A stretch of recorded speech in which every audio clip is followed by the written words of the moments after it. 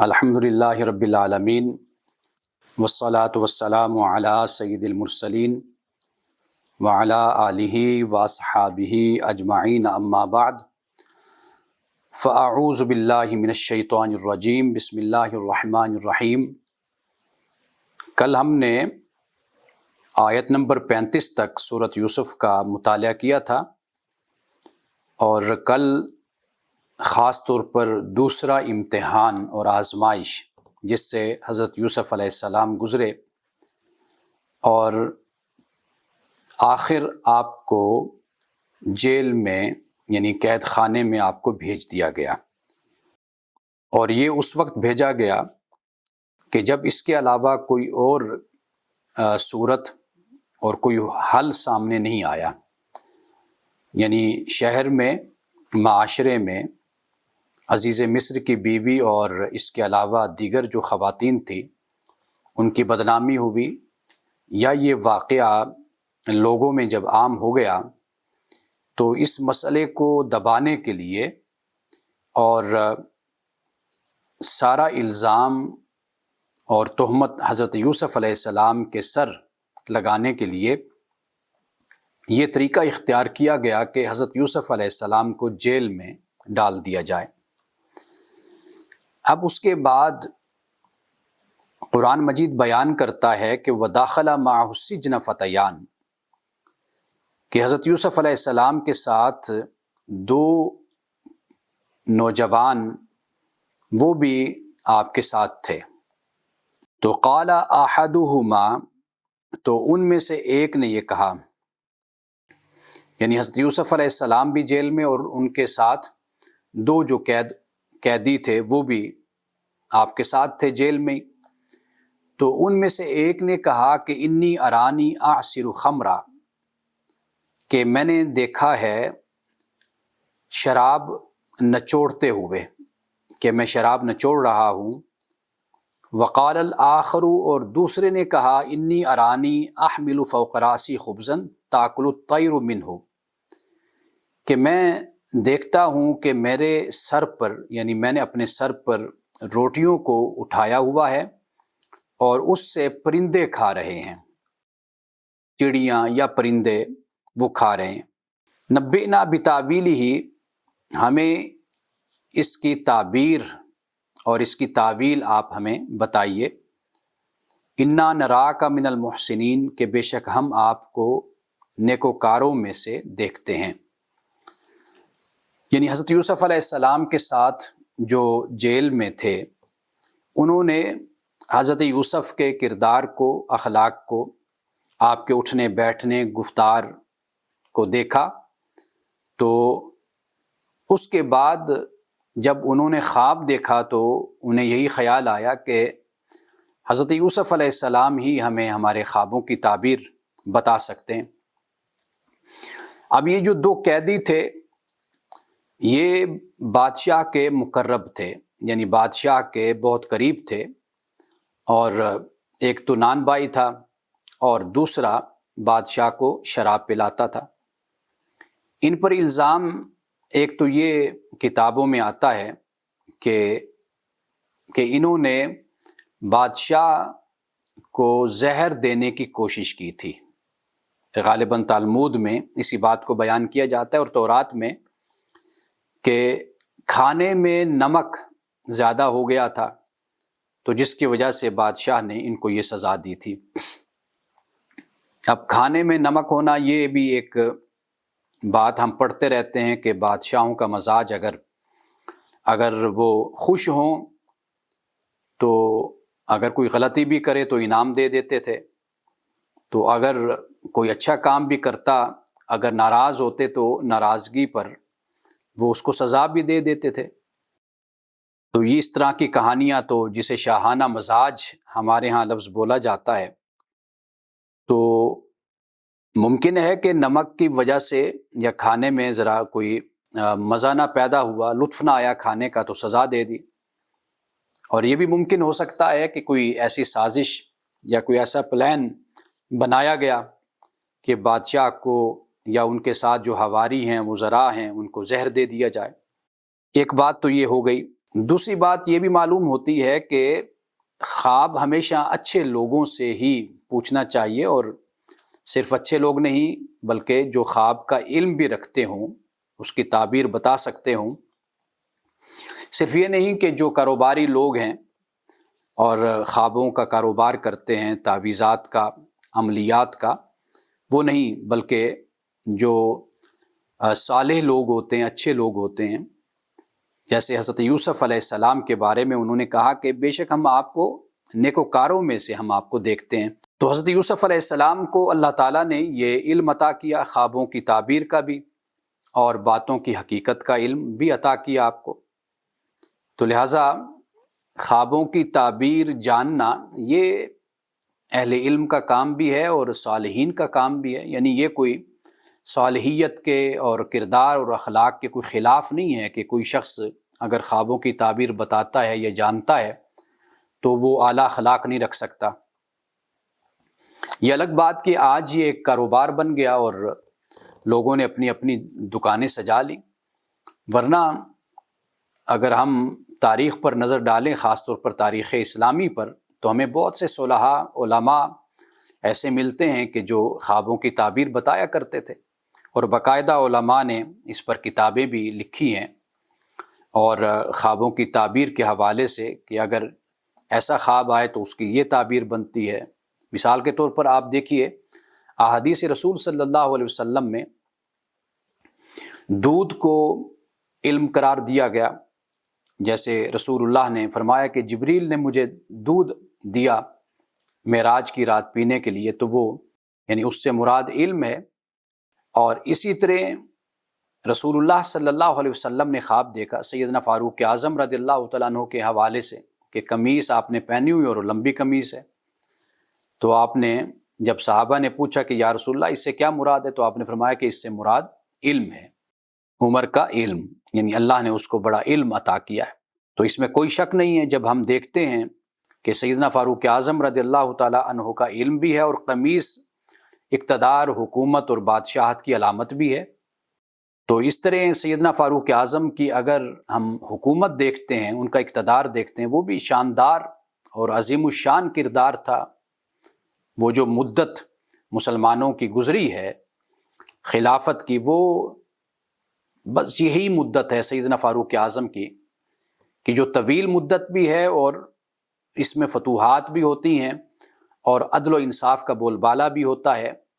اگرچہ دیگر خلفاء کے زمانے میں بھی عدل اور انصاف ہمیں نظر آتا ہے، لیکن جو عروج اور کمال سیدنا فاروق اعظم کے دور کا ہے وہ ہمیں کہیں اور نظر نہیں آتا۔ تو اب وہاں پر سیدنا فاروق اعظم کا علم بھی ہے اور اس قمیص سے مراد اقتدار اور حکومت بھی ہے۔ تو اس طرح خوابوں کی تعبیر، ابن سیرین کے بارے میں یہ مشہور ہے کہ وہ خوابوں کی تعبیر بتایا کرتے تھے، اور اس حوالے سے بڑے پرفیکٹ تھے وہ، یعنی بڑی صحیح تعبیر بتایا کرتے تھے۔ مثال کے طور پر ان کے پاس ایک شخص آیا اور اس نے آ کر کہا کہ جی میری چارپائی کے نیچے آگ لگی ہوئی ہے، میں نے خواب میں دیکھا ہے، تو فرمایا کہ دوڑو بھاگو، جلدی گھر پہنچو، تمہارا گھر جلنے والا ہے یا گرنے والا ہے، کوئی حادثہ ہونے والا ہے، تو جتنی ضرورت کی چیزیں وہ نکال لو اپنے گھر سے۔ تو اس شخص نے وہ فوراً گیا اور جا کر اس نے ضرورت کی چیزیں اپنے گھر سے نکالی تھی کہ گھر گر گیا۔ اور اسی طرح ایک اور شخص آیا، اس نے کہا جی میں نے اپنی چارپائی کے نیچے آگ دیکھی ہے، تو ابن سیرین نے کہا کہ یہ جو تم نے آگ دیکھی ہے یہ جا کر اپنی چارپائی کے نیچے تم کھدوائی کرو، وہاں پر خزانہ ہے۔ اب لوگوں نے کہا کہ آپ نے دو خواب ہیں ایک ہی طرح کے ہیں، لیکن آپ نے ان کی تعبیر بڑی مختلف بتائی ہے۔ یعنی ایک خواب، مثال کے طور پر ایک سال کے اندر اندر دو خواب، جب لوگوں نے دیکھا کہ بھئی ایک شخص آتا ہے وہ یہی بتاتا ہے چارپائی کے نیچے آگ، اس کو آپ کچھ اور بتا رہے ہیں، ایک شخص آتا ہے وہ یہی کہتا ہے چارپائی کے نیچے آگ ہے، تو آپ اس کو کچھ اور تعبیر بتاتے ہیں۔ تو جب آپ سے لوگوں نے پوچھا تو ابن سیرین نے کہا کہ وہ شخص کے جو گرمیوں میں آیا تھا، یعنی جس کو میں نے یہ کہا کہ تمہارا گھر گر جائے گا، وہ میرے پاس یہ خواب لے کر گرمیوں میں آیا تھا، تو اسے میں نے کہا کہ تمہارا گھر گرنے والا ہے اور تمہارے گھر میں یا آگ یا یعنی نقصان تمہارے گھر کا ہونے والا ہے۔ وہ اس لیے کہ گرمیوں میں آگ نعمت نہیں ہوتی، انسان جلتا ہے، پریشان ہوتا ہے۔ آپ دیکھیے جو تنور پر کھڑے ہوتے ہیں ان بیچاروں کا بہت برا حال ہوتا ہے۔ اور اسی طریقے سے وہ جو دوسرا شخص آیا تھا وہ میرے پاس کہ جس نے کہا جی میری چارپائی کے نیچے آگ لگی ہو، وہ سردیوں میں آیا تھا، اور سردیوں میں آگ نعمت ہوتی ہے۔ تو لہٰذا خواب ایک جیسے بھی ہوں تو ان کی تعبیریں مختلف ہو جاتی ہیں۔ تو لہٰذا یہ ایک علیحدہ علم ہے، اور اس میں وہ شخص کے جو نماز کا پابند ہے، جو اخلاق کا پابند ہے، اللہ کے احکام کا پابند ہے، صالح انسان ہے، مخلص انسان ہے، زہد عبادت اس کے ظاہر سے اور اس کے کردار سے ٹپکتے ہیں، نظر آتے ہیں کہ یہ اللہ کا نیک بندہ ہے۔ تو ایسے جو لوگ ہوتے ہیں ان سے اگر خوابوں کی تعبیر پوچھی جائے تو وہ انسان کے لیے بہتر ہوتی ہے۔ باقی جو یہ لوگ کاروباری بیٹھے ہوتے ہیں اور ادھر منہ کیا تو ایک خواب کی تعبیر بتا دی، ادھر منہ کیا دوسرے خواب کی تعبیر بتا دی، یا ایک ہی وقت میں کئی لوگ آئے تو ان کو سب کو یہ چکر دیا کہ جی آپ یہ وظیفہ کریں، کسی کو کہا کہ تمہارے لیے میں نے استخارہ کیا، ایک ہی وقت میں 5 7 10 20 50 لوگوں کو کہا جی آپ کے استخارے میں یہ آیا، آپ کے استخارے میں یہ آیا۔ تو یہ اس طرح کا جو ڈھونگ ہے، تو ایسے لوگ نقصان ہی پہنچاتے ہیں۔ تو یہ جو خواب ہیں یا روحانیت ہے یا آپ اس کو نفسی علم کہہ لیجیے، جو کچھ بھی ہے، اگر یہ صالحین میں رہتا ہے اور نیک لوگوں میں ہوتا ہے تو اس کی پھر برکتیں ہوتی ہیں، اس لیے کہ ان کو نہ کوئی دنیا کی غرض ہوتی ہے، مال و دولت کی، نہ انہوں نے اس کو اپنا روزگار بنایا ہوتا ہے، نہ وہ یہ چاہتے ہیں کہ بھئی اس کو ہم روزگار بنائیں اور پیسہ کمائیں، ان کی ایسی کوئی سوچ نہیں ہوتی۔ تو ایسے جو لوگ ہوتے ہیں مخلص، ان سے اگر آپ کوئی بات پوچھتے ہیں یا آپ کو کچھ بتاتے ہیں تو وہ ضرور ہے آپ کے لیے اس میں رہنمائی ہوتی ہے۔ تو آپ نے دیکھا کہ اللہ نے بھی یوسف کو خوابوں کی تعبیر کا علم دیا تھا، اپنے نبی کو، اپنے پیغمبر کو۔ تو اس سے یہ بات ہمارے سامنے آتی ہے کہ جن کا باطن پاک ہوتا ہے، جن کا ظاہر پاک ہوتا ہے، اور جو اس میں مہارت رکھتے ہیں، جنہیں خدا یہ علم یا یہ ایک بصیرت جن کو اللہ عطا کرتا ہے، ان سے خوابوں کی تعبیر پوچھی جانی چاہیے۔ حضرت یوسف علیہ السلام کا کردار ان کے سامنے تھا، تو وہ حضرت یوسف کے پاس ہی آئے کہ آپ ہمیں ہمارے خوابوں کی تعبیر بتائیے، اس لیے کہ ہم نے آپ کے ساتھ کچھ وقت گزارا ہے، کچھ سال گزارے ہیں، تو ہم اس نتیجے پہ پہنچے کہ آپ بڑے نیک اور بہت ہی اچھے انسان ہیں۔ حضرت یوسف علیہ السلام نے یہاں پر جو نفسیاتی انداز آپ نے اختیار کیا دعوت کا، یعنی ایک طریقہ تو یہ ہوتا ہے کہ جیسے ہمارے ہاں جو دائی ہے، مبلغ ہے، وہ بندے کو پکڑ کے کھڑا ہو جاتا ہے، یعنی دوپہر کو جا کر بیل دیں گے، دروازے کھٹکھٹائیں گے، اندر کوئی بیچارہ مریض ہے، کوئی تکلیف میں ہے، کوئی سویا ہوا ہے، کوئی رات کی ڈیوٹی کر کے آئے، ان کو اس سے نہیں ہوتی، تو وہ بیلیں دیتے ہیں، نوک کرتے ہیں، اور کئی دفعہ ایسا بھی ہوتا ہے کہ لوگ ان سے تنگ بھی آتے ہیں، پریشان بھی ہوتے ہیں۔ تبلیغ دراصل انسان کے عمل کی تبلیغ ہوتی ہے، انسان کے کردار کی تبلیغ ہوتی ہے۔ بولنا کم پڑتا ہے جب انسان اپنے کردار سے اور اپنے رویے سے جب انسان اس کا اظہار کرتا ہے، یعنی گھر میں ہے تو بچوں کے ساتھ، بیوی کے ساتھ، یا بیوی ہے تو یعنی اپنے خاوند کے ساتھ، اپنے بچوں کے ساتھ، ماں ہے، اسی طریقے سے انسان دوست بھی ہوتا ہے، انسان ہمسایہ بھی ہوتا ہے، انسان استاد بھی ہوتا ہے، بہت روپ ہے انسان کے۔ تو اپنے ہر روپ میں انسان اگر اس بات کا خیال رکھے کہ وہ دوسروں کے حقوق کو پامال نہ کرے اور سب کے ساتھ اچھے طریقے سے حسن سلوک سے پیش آتا رہے، تو یہ بہت بڑی تبلیغ ہوتی ہے۔ لوگ متنفر اسی بات سے ہوتے ہیں کہ باتیں زیادہ ہیں اور عمل کم ہے۔ جو ممبر پر بیٹھا ہے، اب تو لوگ یہاں تک بات کرتے ہیں کہ جو یہ کہتے ہیں وہ اس پر تم ضرور عمل کرو، جو یہ کرتے ہیں وہ کبھی نہ کرو۔ یعنی یہ جو تبلیغ کرنے والے ہیں یا مذہبی لوگ ہیں، جو یہ کہتے ہیں، باتیں بڑی اچھی بیان کرتے ہیں، تو لہٰذا ان باتوں کو سنو اور اس پر عمل کرو، لیکن جو یہ کرتے ہیں وہ کبھی نہ کرو۔ تو یہ بڑے افسوس کی بات بھی ہے اور بڑی خطرناک بات ہے یہ، کہ اگر ایک داعی مبلغ، ایک مذہبی آدمی، اگر اس کے کردار میں منافقت اور نفاق ہے تو یہ معاشرے کے لیے بڑی خطرناک چیز ہے۔ لوگ پھر مذہب سے، دین سے متنفر ہوتے ہیں۔ اب آپ دیکھیے کہ حضرت یوسف علیہ السلام نے کیا فرمایا۔ اب وہ وقت تھا ان کے کھانے کا، جب انہوں نے خواب کی تعبیر پوچھی، اس وقت سے لے کر کھانے کے وقت کے درمیان کچھ وقفہ، اور یہ بڑا موقع ہوتا ہے کسی کو بات سنانے کا، بیان کرنے کا۔ یعنی جیسے گھر میں بیٹھتے ہیں تو بس ابھی کھانا 5-10 منٹ میں لگ جائے گا، اتنی دیر میں آپ ذرا میری بات یہ سن لیجئے، تو پھر سب لوگ بڑے متوجہ ہو کر بات کو سنتے، انہیں پتہ ہے کہ کچھ دیر کے بعد تو کھانا لگ جائے گا۔ یا جیسے بچے کو آپ نے کہنا کہ بیٹا مجھے 5 منٹ آپ دے دو، تو 5 منٹ کے بعد آپ پھر جو کرنا چاہتے ہیں پھر آپ کر لیجئے گا، آپ چلے جائیے، تو وہ بچہ 5 منٹ آپ کی بات کو پھر سنتا ہے۔ اور اگر آپ لمٹ نہیں بتاتے تو کوئی بھی آپ کی بات کو سننے کے لیے پھر تیار نہیں ہوتا۔ تو یہ بھی ایک نفسیاتی انداز ہے کہ جب آپ اپنی بات کو کہنے اور اس کو ختم کرنے کا وقت اگر آپ بتا دیتے ہیں تو اس پر پھر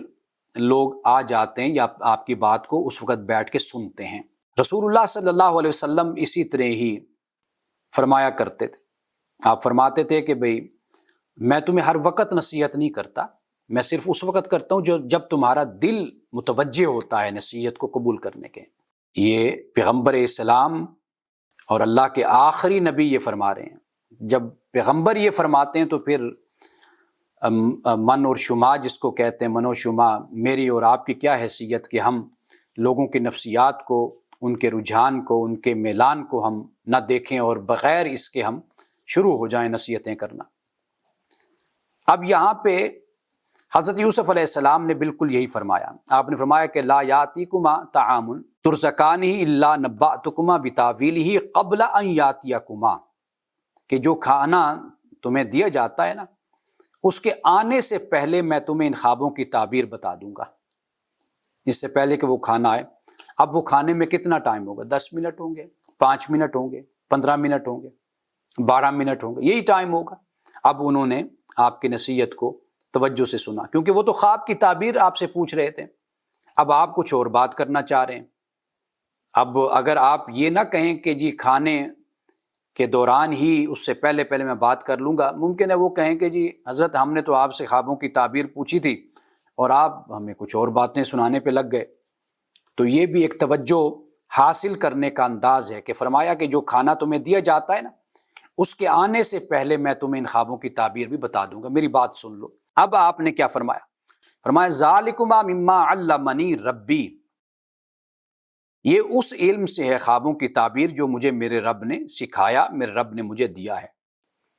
انی ترکت ملت قوم لا یؤمنون باللہ وہم بالآخرۃ ہم کافرون، فرمایا کہ بے شک میں نے چھوڑ دیا، ترک کر دیا میں نے کیا؟ اس قوم کے دین کو، مذہب کو، جو اللہ اور آخرت پر ایمان نہیں رکھتے، وہ کافر ہیں، انکار کرنے والے، اللہ پر ایمان نہیں رکھتے اور آخرت کا انکار کرنے والے۔ فرمایا کہ میں نے ان کو چھوڑ دیا۔ سب سے پہلے یہ بھی ایک انداز ہے نفسیاتی کہ سب سے پہلے اپنے کردار کو پیش کیا۔ ایک طریقہ تو یہ نا چھوٹتے ہی حملہ شروع کر دے انسان کہ بھئی تم کافر ہو، تم مشرک ہو، تم گمراہ ہو، تم نے اپنے بڑوں کا، نبیوں کا، پیغمبروں کا راستہ تم نے چھوڑ دیا، تمہاری ایسی تیسی۔ ایک تو یہ انداز ہوتا ہے بات کرنے کا۔ آپ نے سب سے پہلے اپنا کردار پیش کیا، آپ نے کہا کہ میں نے چھوڑ دیا اس قوم کے مذہب کو کہ جو اللہ پر ایمان نہیں رکھتی اور جو آخرت کا انکار کرنے والی ہے۔ اب اس کے بعد فرمایا واتبعت ملت آبائی ابراہیم و اسحاق و یعقوب، اور میں نے پیروی کی اپنے آبا، اپنے اجداد ابراہیم، اسحاق اور یعقوب کی۔ یہ پہلا مقام ہے جہاں پہ حضرت یوسف علیہ السلام نے یہ کہا کہ میرے اجداد یہ ہیں، ابراہیم، اسحاق اور یعقوب۔ ورنہ آپ دیکھ لیجئے کہ پہلی زندگی سے، یعنی قافلہ والوں سے ملنے سے یہاں تک پہنچنے تک ایک دفعہ بھی حضرت یوسف نے اپنا یہ تعارف نہیں کروایا کہ میں ابراہیم کا پڑپوتا ہوں، میں اسحاق کا پوتا ہوں، یعقوب کا بیٹا ہوں، یہ نہیں تعارف کروایا۔ تو کیوں؟ ہم پہ ذرا سی مشکل آئے تو ہماری تو کوشش یہ ہوتی ہے کہ بھئی ہم اپنا کام کسی طرح نکلوا لیں، یہ بتا دیں کہ بھئی ہم تو فلاں کے بیٹے ہیں، ہمارا تعلق فلاں سے ہے، تاکہ اس مشکل سے کسی طرح ہم نکل جائیں۔ ہم تو چھوٹا سا کام بھی، شناختی کارڈ یا کوئی پاسپورٹ بھی بنوانے جائیں نا، تو ہم وہاں پر بھی تعلقات کو استعمال کر رہے ہوتے۔ کوشش ہوتی ہے کہ دوسروں کا حق مار کر جو بھی طریقہ ہو ہم اپنا کام کسی طریقے سے نکلوا لیں، تاکہ دوسروں پر روب ڈالتے ہیں، تم مجھے جانتے نہیں ہو، میں کون ہوں،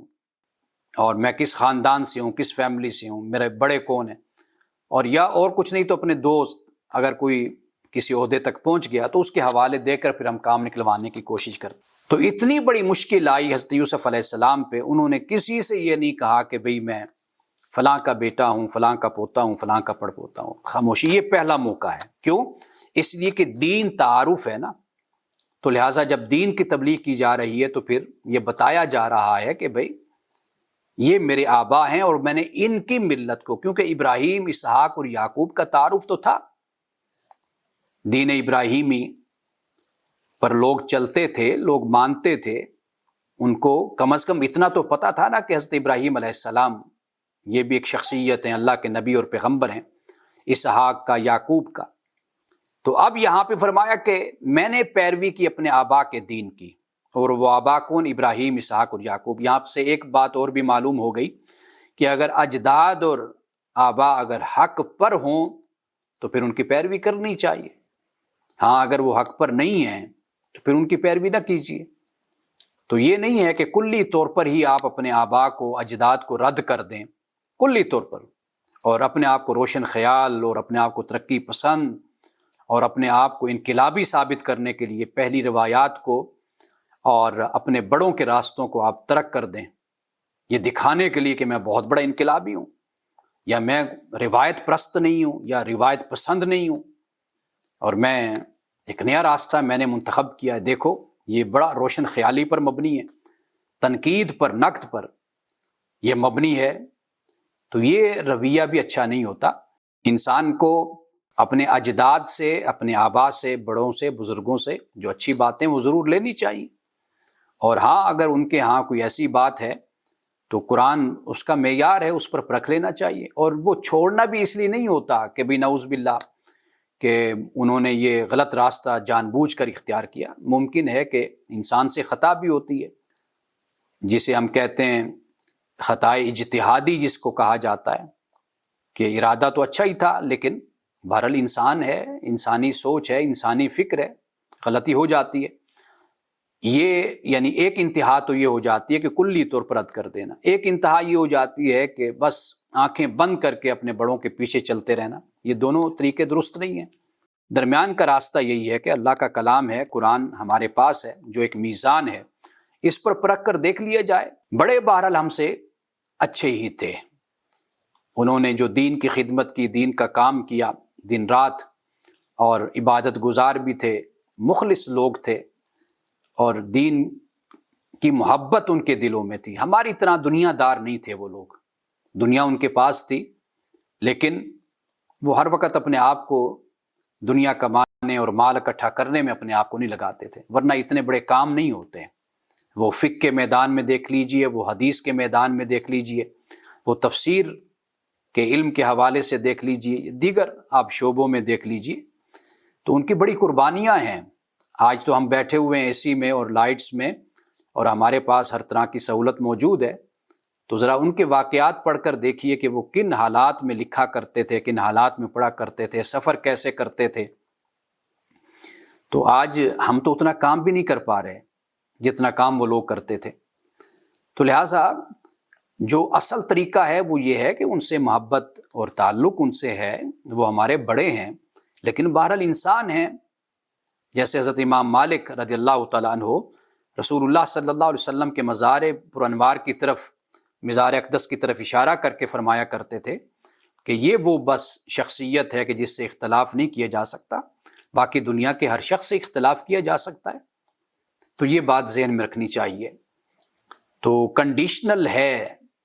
اطاعت اللہ اور اس کے رسول کے بعد، اللہ اور اس کے رسول کی اطاعت انکنڈیشنل ہے۔ تو لہٰذا کلی طور پر رد کر دینا اور کلی طور پر عقیدت میں ڈھل جانا، یہ دونوں راستے انتہا پسندی کے ہیں۔ تو درمیانہ راستہ یہی ہے کہ آپ بڑوں کی عزت کرتے ہیں، بڑوں کا احترام کرتے ہیں، اگر کہیں پر کوئی ایسی بات ہے تو کوئی اختلاف کرنا بھی کوئی ادب کے منافی نہیں ہے۔ یہ خود بزرگوں نے ہمیں بتایا اور سکھایا ہے کہ اختلاف کوئی ادب کے منافی نہیں ہے، بزرگ آپس میں بھی کرتے رہے۔ ہر آنے والے زمانے کا عالم گزشتہ زمانے کے عالم سے اختلاف کرتا رہا ہے، تو لہٰذا یہ بات ذہن میں رکھنی چاہیے۔ تو یہاں پہ حضرت یوسف علیہ السلام نے یہ فرمایا کہ میں نے اپنے آبا ابراہیم، اسحاق اور یعقوب کی میں نے پیروی کی، ما کان لنا ان نشرک باللہ من شیء، اور ہمارے یہ لائق نہیں ہے کہ بھئی ہم شرک کریں، اور نہ یہ ہمیں حق پہنچتا ہے کہ ہم اللہ کے ساتھ کسی کو شریک ٹھہرائیں۔ ذالک من فضل اللہ علینا، یہ اللہ کا فضل ہے ہم پر، وعلی الناس، اور لوگوں پر، ولکن اکثر الناس لا یشکرون، اکثر لوگ شکر ادا نہیں کرتے۔ شکر تو یہی ہے کہ اللہ نے اگر ہمیں وحی سے نوازا، رسول اللہ صلی اللہ علیہ وسلم پہ وحی اتری، اللہ نے ہمیں اپنی کتاب سے، اپنے علم سے، علم یقینی سے نوازا، اور اللہ نے نبی بھیجا، مبعوث فرمایا، تو ہمیں قدر کرنی چاہیے اور خدا کا شکر ادا کرنا چاہیے کہ مولا کہ تو نے ہمیں گمراہیوں میں نہیں چھوڑا کہ ہم بھٹکتے پھریں، تو نے ہمارے لیے ہدایت کا انتظام فرمایا ہے۔ اب اس کے بعد دیکھیے فرمایا یا صاحب السجن، اب اپنے آپ کو پیش کرنے کے بعد، اور شرک کا اگر آپ ان آیات کو دیکھیں گریجولی بات کا ذکر ہوتا ہے، پہلے اپنا ذکر کر دیا چھوڑنے کا، پھر ذکر کر دیا پیروی کا، اور پھر ساتھ ہی شرک کا بھی ذکر کر دیا۔ شرک کا ذکر کرنے کے بعد اب آپ فرماتے ہیں یا صاحب السجن، اے میرے قید خانے کے ساتھیو، ارباب متفرقون خیر، کیا جدا جدا کئی معبود ہوں یہ بہتر ہے، ام اللہ الواحد القہار، یا ایک اللہ جو ایک ہے اور زبردست ہے، یا وہ کافی ہے، وہ بہتر ہے۔ اب یہاں پہ فرمایا یا صاحب السجن، اے قید خانے کے ساتھیو، گویا کہ قید خانے سے باہر یہ ساتھی نہیں رہیں گے، اس لیے قید خانے کا ذکر کیا۔ لیکن جب سیدنا ابو بکر صدیق رضی اللہ تعالیٰ عنہ کا ذکر کیا تو اللہ پاک فرماتا ہے کہ اذ یقول لصاحبہ، کہ جب رسول اللہ صلی اللہ علیہ وسلم اپنے صاحب سے کہہ رہے تھے لا تحزن ان اللہ معنا، کہ غم نہ کر اللہ ہمارے ساتھ ہے۔ اب وہاں پر رسول اللہ نے کیا فرمایا، لصاحبہ، اللہ نے فرمایا کہ اپنے صاحب سے کا، یعنی وہ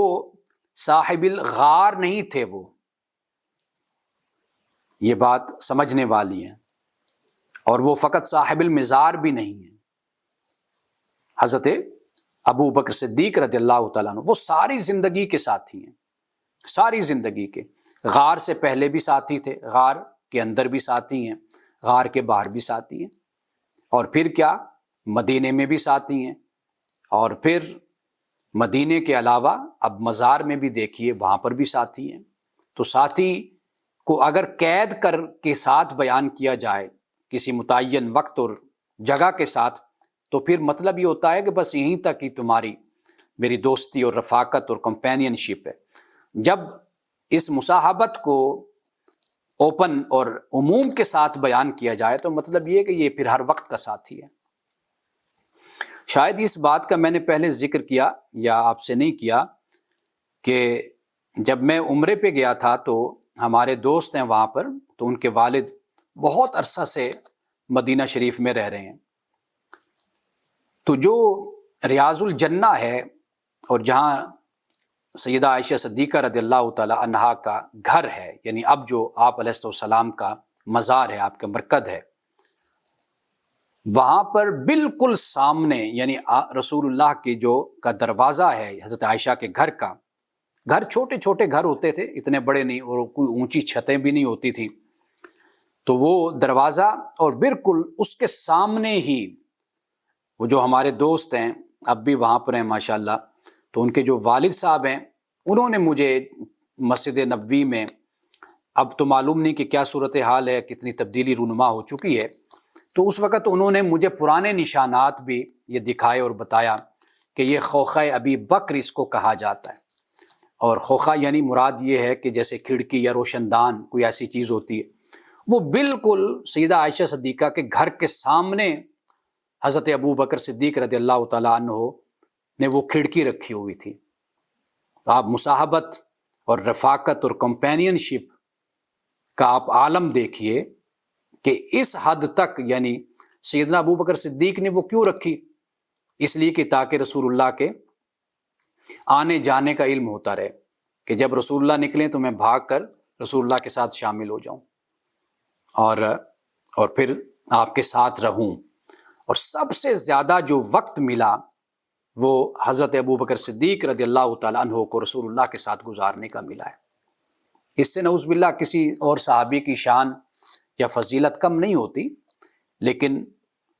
یہ حقیقت ہے کہ سیدنا ابو بکر صدیق رضی اللہ تعالیٰ عنہ کو سب سے زیادہ وقت رسول اللہ کے ساتھ بتانے کے لیے ملا ہے۔ آپ دیکھ لیجئے، ہجرت کا وقت ہے تو وہ بھی آپ ساتھ ساتھ ہیں، اور سیدنا ابو بکر صدیق رضی اللہ تعالیٰ عنہ کے بارے میں صحابہ کو یہ معلوم تھا کہ بھئی اگر کہیں نہیں پائے جائیں گے تو وہ رسول اللہ کے ساتھ ہوں گے، رسول اللہ صلی اللہ علیہ وسلم کہیں نہیں تو وہ ابو بکر کے ساتھ ہوں گے۔ تو یہ ایک جو امیج بن جاتا ہے، تو قرآن پاک نے بھی اسی اسلوب اور اسی انداز میں بات کی کہ اذ یقول لصاحب، اپنے دوست سے جب وہ کہہ رہے تھے کہ لا تحزن ان اللہ معنا، کہ آپ غم نہ کیجئے کہ اللہ ہمارے ساتھ ہے۔ اور پھر رسول اللہ صلی اللہ علیہ وسلم اگر مدینے سے باہر بھی ہوتے تو صحابہ کہتے ہیں ہم ابو بکر کو تلاش کیا کرتے تھے امامت کے لیے اور ابو بکر سے مسئلہ پوچھنے کے لیے، بلکہ ایک موقع پر سیدنا فاروق اعظم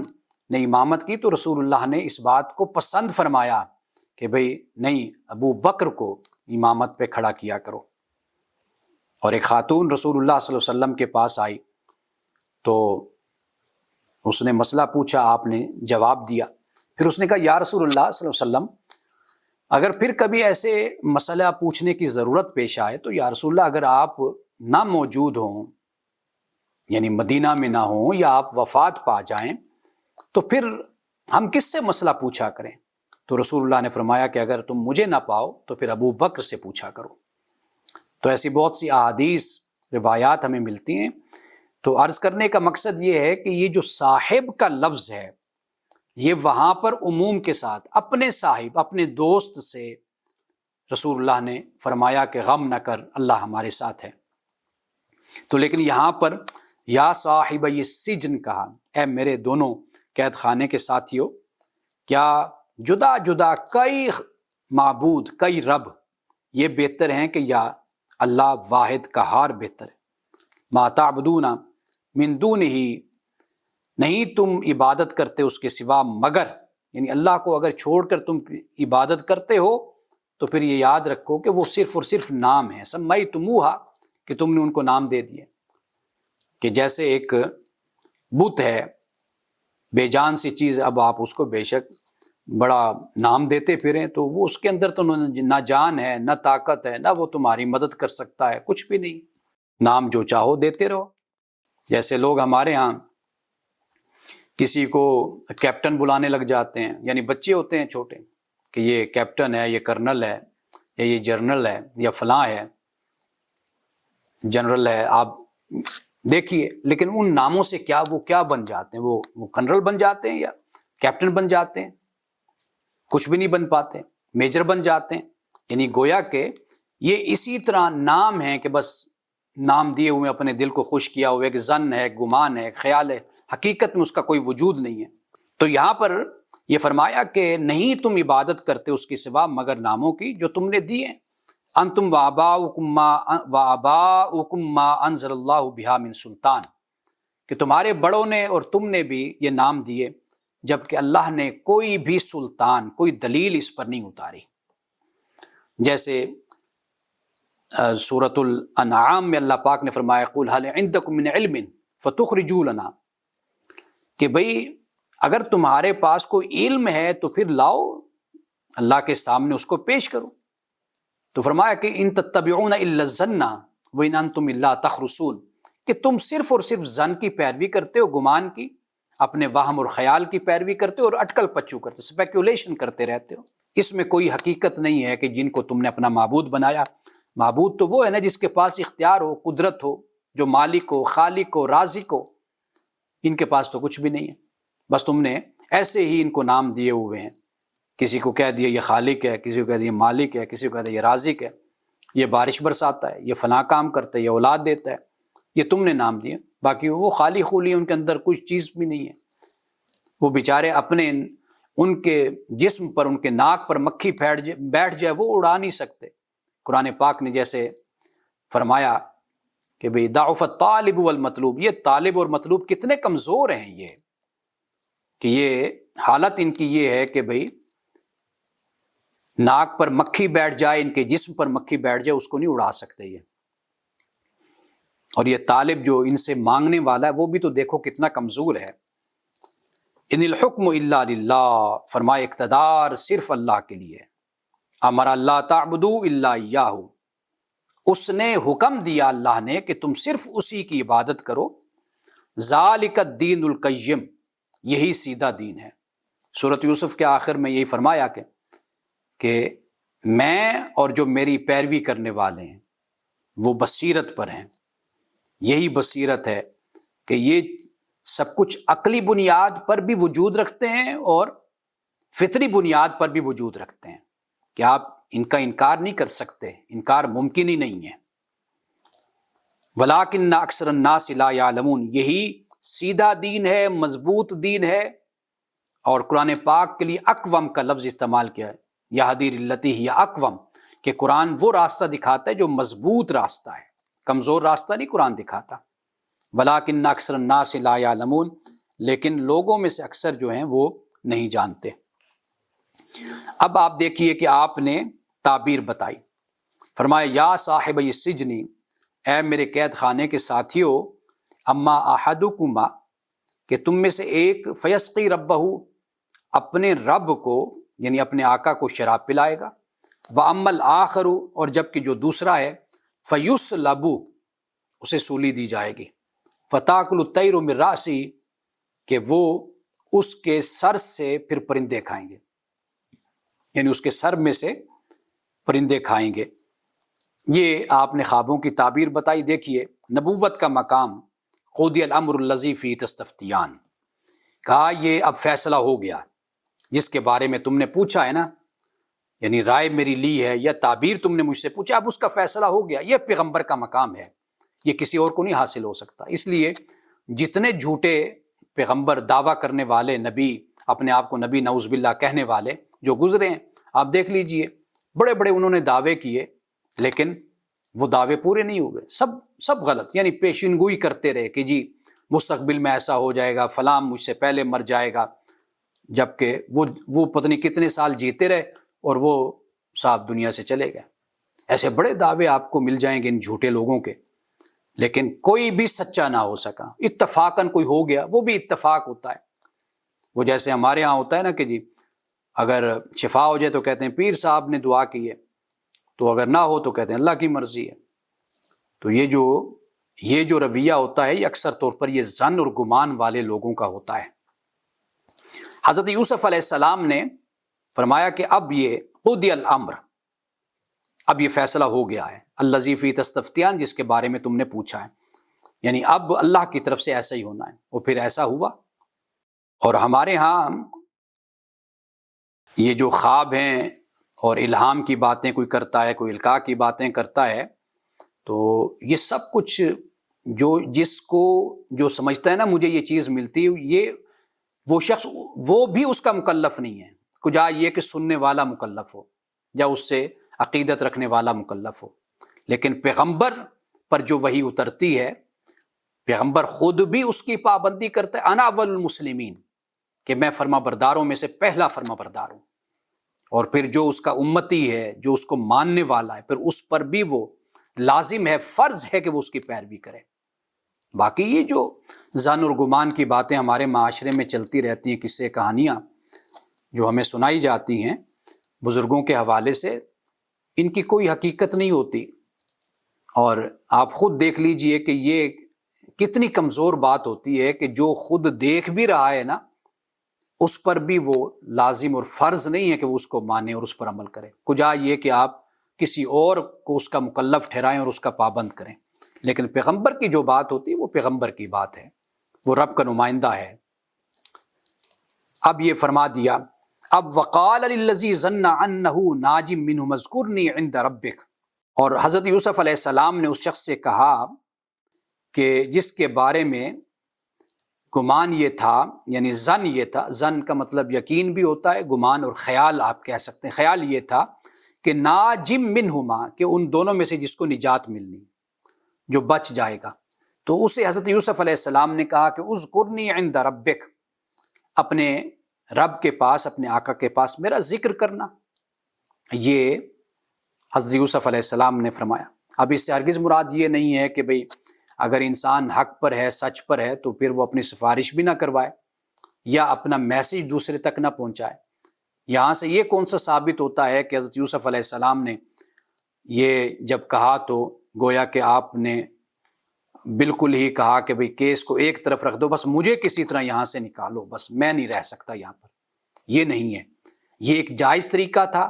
حضرت یوسف علیہ السلام حق پر تھے، اور اگر بادشاہ کے سامنے ذکر ہوتا ہے، دیکھیے پھر ذکر ہوا، جب ذکر ہوا تو حضرت یوسف علیہ السلام نے کوئی جلدی نہیں کی، پھر آپ نے یہی فرمایا کہ بھئی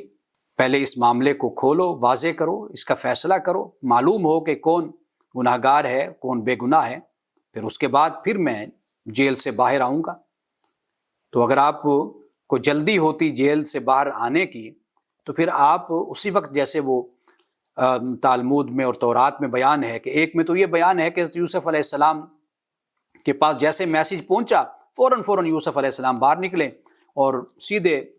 حجام کے پاس گئے، بال شال کٹوائے، سیٹ سٹ ہوئے، کپڑے پہنے اور بادشاہ کے پاس پہنچ گئے۔ یہ تورات میں غالباً، اور تالمود میں یہ ہے کہ حضرت یوسف علیہ السلام کی طرف جب بادشاہ نے اپنے اہلکار اور اپنے بندے بھیجے تو انہیں کہا کہ بھئی ذرا نرمی سے بات کرنا اور آرام سے جانا، کہیں یوسف ڈر نہ جائے، اور ڈر کر یہ نہ ہو کہ وہ گھبرا کر پھر یہ نہ ہو مجھے خواب کی تعبیر غلط بتا دے۔ تو لہٰذا یوسف کو آرام کے ساتھ، محبت کے ساتھ لے جانا، کپڑے پہنے، اپنا بال کٹوائے، سیٹ سٹ ہو کر پھر میرے پاس اس کو لانا، یعنی محبت کے ساتھ، نرمی کے ساتھ۔ جیسے ہوتا ہے نا کہ کہیں پر کوئی ایسے لوگ آ جائیں جو جیسے حکومت کے، ریاست کے، تو ایک دفعہ تو انسان گھبرا جاتا ہے۔ تو یہ تالمود میں ہے، لیکن قرآن پاک کا اسلوب آگے میں بتاؤں گا کہ قرآن کس طرح ایک پیغمبرانہ شان کو بیان کرتا ہے۔ اور حیرت یہ ہوتی ہے کہ یہ کتابیں تورات اگرچہ یہ تاریخ کی کتابیں ہیں، لیکن اس میں جو بات بیان ہونی چاہیے وہ نہیں ہوتی، اور جو نہیں ہونی چاہیے وہ اتنی لمبی ہو جاتی ہے۔ اب مثال کے طور پر حضرت یوسف علیہ السلام کی تبلیغ کا ذکر کوئی نہیں ملتا کہ آپ نے کس طرح شان کے ساتھ، عظمت کے ساتھ، نفسیات کے ساتھ آپ نے ان کو خطاب کیا، خطبہ دیا، ان کو توحید کے بارے میں بتایا، نبوت کے بارے میں بتایا، اس بات کا ذکر نہیں ملے گا۔ باقی آپ کس سے دیکھ لیجئے۔ اور پھر یہ بھی آپ دیکھیے کہ یہاں پر وہ جو دوسرا شخص تھا کہ جس کے بارے میں کہا کہ تمہیں پھانسی دی جائے گی، کروسیفائی کیا جائے گا اور پھر تمہارے سر میں سے پرندے کھائیں گے، اس کا پھر آگے کوئی ذکر نہیں آتا، آگے ذکر کی ضرورت ہی نہیں ہے۔ ٹو دا پوائنٹ بات یہی ہے کہ جو بات آگے چلنی ہے اور جو ریلیونٹ ہے وہی بات کی جائے۔ یہ یہاں پر یہ بھی ہمیں معلوم ہو جاتا ہے کہ پھر بات اسی ساقی کی ہوتی ہے، شراب پلانے والے کی، کیونکہ وہ بچ جاتا ہے، بادشاہ کے پاس جاتا ہے۔ یہ بات چونکہ حضرت یوسف سے متعلق ہے، اللہ کی منشا اور مشیت سے متعلق ہے، اللہ نے پھر اس بات کو آگے بیان کیا۔ اور وہ جو دوسرا شخص ہے، اب اس کے بارے میں لوگ آگے چلنے کے بجائے وہیں پر ہی تجسس پیدا کر لیتے ہیں، پھر ادھر ادھر سے اسرائیلی روایات اور پھر ادھر ادھر سے کتابیں اٹھا کے پڑھتے ہیں، اور پھر شاید ان کی تسلی ہو جاتی ہوگی کہ بھئی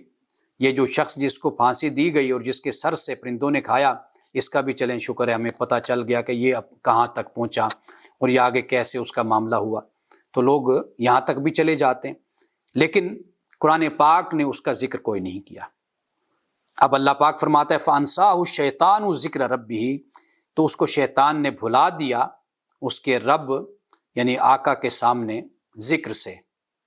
کہ جیل میں ایک بے گناہ، ایک معصوم انسان کئی سالوں سے موجود ہے، تو اس کے بارے میں بات کرنا شیطان نے بھلا دیا۔ اب دیکھیے شیطان نے بھلایا لیکن یوسف کے لیے وہ بہتر ہو گیا. کیوں؟ اس لیے کہ بے وجہ آنا وہ شان کا باعث نہیں ہوتا. جب انسان اپنے علمی وجاہت کے ساتھ سامنے آتا ہے تو یہ در حقیقت یہ مقام اور مرتبہ ہوتا ہے، اس میں عزت ہوتی ہے. تو شیطان کا بھلانا بھی حضرت یوسف کے حق میں ہو گیا. یعنی اللہ کی مشیت اور اس کی جو چاہت ہے اور جو اس کا ارادہ ہے وہ اس طریقے سے پورا ہوتا ہے. دیکھنے والے تو یہی کہتے ہیں کہ بھئی اتنی دیر اور اتنا عرصہ جیل میں رہے. رب نہیں چاہتا تھا کہ یوسف اس طریقے سے جیل سے باہر آئے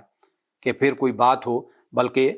حضرت یوسف علیہ السلام جب جیل سے باہر آئے تو وہ بادشاہ کا خواب اس کی بنیاد بنا. وہاں سے خوابوں کی تعبیر اور تعویر الاحادیث دونوں چیزیں وہاں سے معلوم ہو جاتی ہیں. اور پھر آپ جیل میں رہے، فلابث فی السجن بضع سنین، اور کئی سال پھر آپ جیل میں رہے. حضرت یوسف علیہ السلام نے جیل میں بہت عرصہ پھر آپ نے گزارا. اب یہ جو بدعہ کے لفظ ہیں یہ کم از کم 3 کے لیے استعمال ہوتے ہیں، زیادہ سے زیادہ 10 کے لیے. اور اسی میں آپ دیکھ لیجئے کہ یہی عرصہ بنتا ہے کہ جو حضرت یوسف علیہ السلام نے جیل میں گزارا. آج یہیں تک ہم رکھتے ہیں، کل سے انشاءاللہ بادشاہ کے خواب کو پھر ہم تفصیل سے بیان کریں گے. اب چند احادیث آخر میں. حضرت عبادہ بن صامت رضی اللہ تعالی عنہ بیان کرتے ہیں کہ رسول اللہ صلی اللہ علیہ وسلم نے فرمایا الا ادلکم علی ما یرفع اللہ بہ الدرجات، فرمایا کہ کیا میں تم کو وہ کام نہ بتاؤں، تو کیا میں تم کو وہ کام نہ بتاؤں جس سے اللہ درجات کو بلند کرتا ہے، رفعتیں دیتا ہے اللہ. قالوا نعم یا رسول اللہ، ہم نے عرض کیا رسول اللہ کیوں نہیں، آپ ہمیں بتائیے. آپ نے فرمایا کہ جو تمہارے ساتھ جہالت کرے اس کے ساتھ تم بردباری کرو. تحلم علی من جہل علیک، یعنی جہالت سے مراد یہی نا کہ جو غصے میں، بدتمیزی میں اور جذبات سے مغلوب ہو کر سنی سنائی باتوں پر ہی آپ کی توہین کرنے لگ جاتا ہے، تو فرمایا کہ تم بردباری کا مظاہرہ کرو. وَتَعْفُوا عَمَّنْ ظَلَمَكَ، اور جو تجھ پر ظلم کرے تو اس سے معاف کر، درگزر کر دے. وَتُعْطِي مَنْ حَرَمَكَ، اور جو تجھے نہ دے، محروم رکھے تو اس کو عطا کر.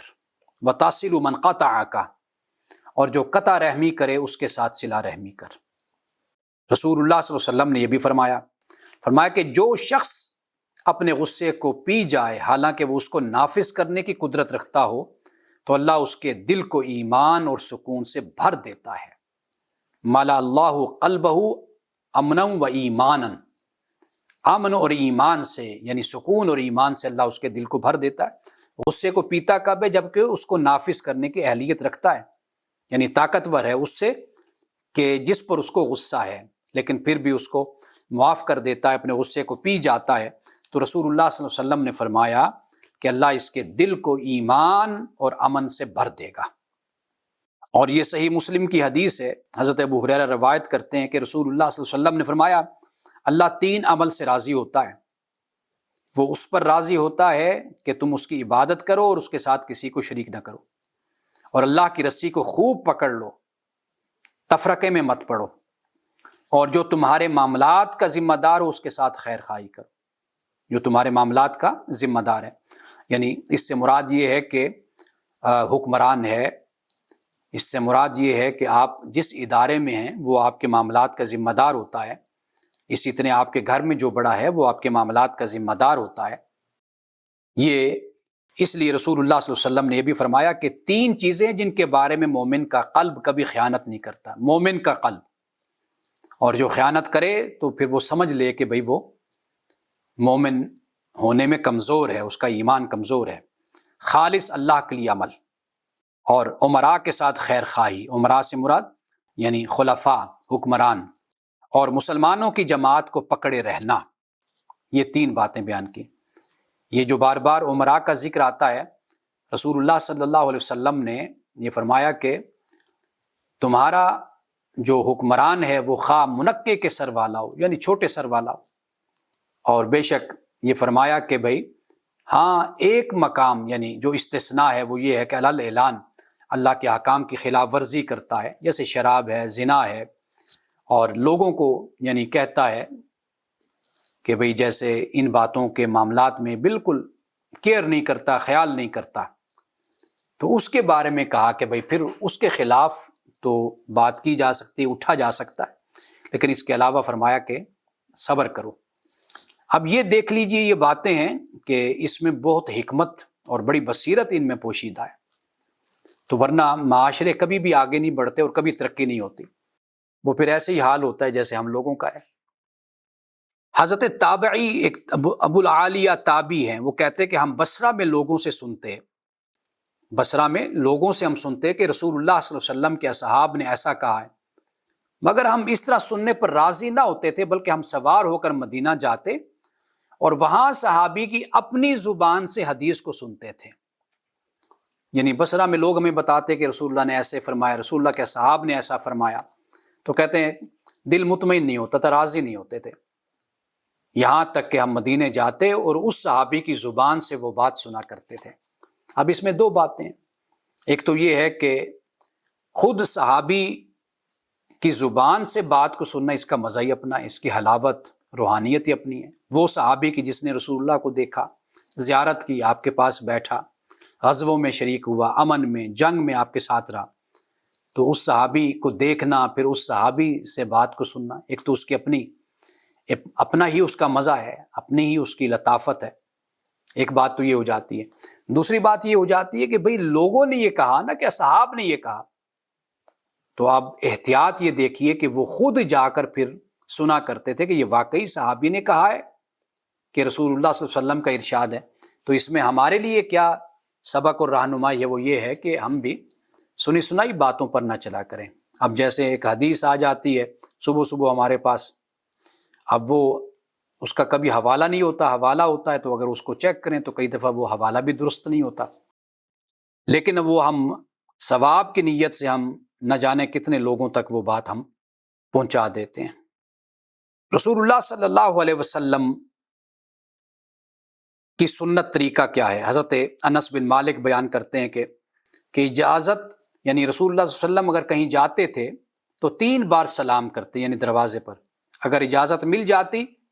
تو آپ ان سے ملتے، ملاقات کرتے، ورنہ پھر رسول اللہ صلی اللہ علیہ وسلم پھر آپ واپس چلے جایا کرتے تھے۔ حضرت ابو ہریرہ رضی اللہ تعالیٰ عنہ اپنی ماں کا خاص طور پر بہت خیال اپنی والدہ کا رکھتے تھے، ان کے بارے میں ہم نے الادب المفرد میں ہم نے پڑھا بھی تھا حضرت ابو ہریرہ کے بارے میں، کہ آتے جاتے اپنی والدہ پر سلام بھیجتے، ان کی خدمات کا ذکر کرتے، اسی طریقے سے والدہ بھی ان کی تعریف کرتی تھی اور بڑی دعاؤں اور سلامتی کے ساتھ روانہ کرتی تھی۔ اب وہ کہتے ہیں کہ ایک روز میں اپنے گھر سے نکلا اور مسجد پہنچا، مسجد نبوی، وہاں میں نے دیکھا کہ اور بھی کئی لوگ موجود ہیں۔ انہوں نے مجھ سے پوچھا کہ اس وقت تم کو کیا چیز یہاں لے آئی ہے؟ ابو ہریرہ کہتے ہیں تو میں نے کہا مجھے بھوک یہاں لائی ہے، یعنی صحابہ کو اگر بھوک لگتی تھی تو وہ مسجد میں آتے تھے اور مسجد کے دروازے کھلے ہوتے تھے اور وہاں پر لوگوں کی ضرورت کو پورا کیا جاتا تھا۔ انہوں نے کہا خدا کی قسم ہم بھی صرف بھوک کی وجہ سے یہاں آئے ہیں۔ پھر ہم سب لوگ اٹھے اور رسول اللہ کی خدمت میں حاضر ہوئے، اور آپ نے پوچھا کہ اس وقت تم لوگ کیسے یہاں آئے ہو؟ ہم نے عرض کیا رسول اللہ آپ نے ایک برتن منگوایا، یعنی ہم نے پھر اپنی ضرورت کو بتایا، تو پھر رسول اللہ نے ایک برتن منگوایا جس میں کھجوریں تھیں، آپ نے ہم میں سے ہر شخص کو 2 کھجوریں دی اور فرمایا کہ ان 2 کھجوروں کو کھاؤ اور اس کے بعد پانی پیو، وہ تمہارے آج کے لیے کافی ہو جائیں گی۔ حضرت ابو ہریرہ کہتے ہیں کہ میں نے ایک کھجور کھائی اور دوسری کھجور چھپا کر رکھ لی۔ آپ نے فرمایا ابو ہریرہ تم نے کیوں ایک کھجور رکھ لی؟ میں نے کہا میں نے ایک کھجور اپنی ماں کے لیے رکھی ہے۔ آپ نے فرمایا کہ اس کو کھا لو، تمہاری ماں کے لیے ہم اور 2 کھجوریں دیتے ہیں، یعنی یہ 2 علیحدہ کھجوریں لے جاؤ اور جا کر اپنی والدہ کو پیش کر دو، اور یہ 2 کھجوریں تمہارے لیے اور تم یہ کھا لو اس کو یہیں پر ہی۔ حضرت عمر بن خطاب رضی اللہ تعالیٰ عنہ نے ایک روز لوگوں کے سامنے فرمایا کہ تم میں سے جو شخص میرے اندر ٹیڑھا پن دیکھے وہ اس کو سیدھا کر دے۔ یہ سن کر ایک آدمی اٹھا اور اس نے کہا کہ خدا کی قسم اگر تمہارے اندر ہم ٹیڑھا پن دیکھیں گے تو اس کو ہم اپنی تلوار سے سیدھا کر دیں گے۔ حضرت عمر نے فرمایا اس خدا کا شکر ہے کہ جس نے امت محمد میں ایسے لوگ پیدا کیے کہ جو عمر کے ٹیڑھے پن کو تلوار سے سیدھا کر دیں گے۔ یہ خلفاء کا یہ پہلا خطبہ یہی ہوا کرتا تھا، یعنی جب بھی انہوں نے خطبہ دینا سب سے پہلے یہی کہنا کہ اے لوگو، جو تم میں سے کمزور ہے وہ ہمارے نزدیک طاقتور ہے، جو طاقتور ہے وہ ہمارے نزدیک کمزور ہے۔ اور یہ بھی فرماتے تھے کہ اگر تم ہم میں کوئی ٹیڑھا پن دیکھو، کوئی اللہ اور اس کے رسول کے حکم سے تم ہمیں ہٹتا ہوا دیکھو، تو تمہیں حق ہے کہ تم منصب خلافت سے ہمیں پکڑ کر نیچے اتار دو۔ اور یہ الفاظ اور اتنی جرت یہ سچے لوگوں میں ہوتی ہے۔ حضرت ابو درداء رضی اللہ تعالیٰ عنہ فرماتے ہیں کہ میں نے رسول اللہ صلی اللہ علیہ وسلم کو یہ کہتے ہوئے سنا، جس بستی یا جنگل میں 3 آدمی ہو اور وہاں باجماعت نماز نہ ہوتی ہو تو ان پر شیطان مسلط ہو جاتا ہے۔ اس لیے فرمایا کہ جماعت کو ضروری سمجھو، فعلیکم بالجماعت، جماعت کو ضروری سمجھو۔ بھیڑیا اکیلی بکری کو کھا جاتا ہے اور آدمیوں کا بھیڑیا شیطان ہے، انسانوں کا جو بھیڑیا وہ شیطان ہے۔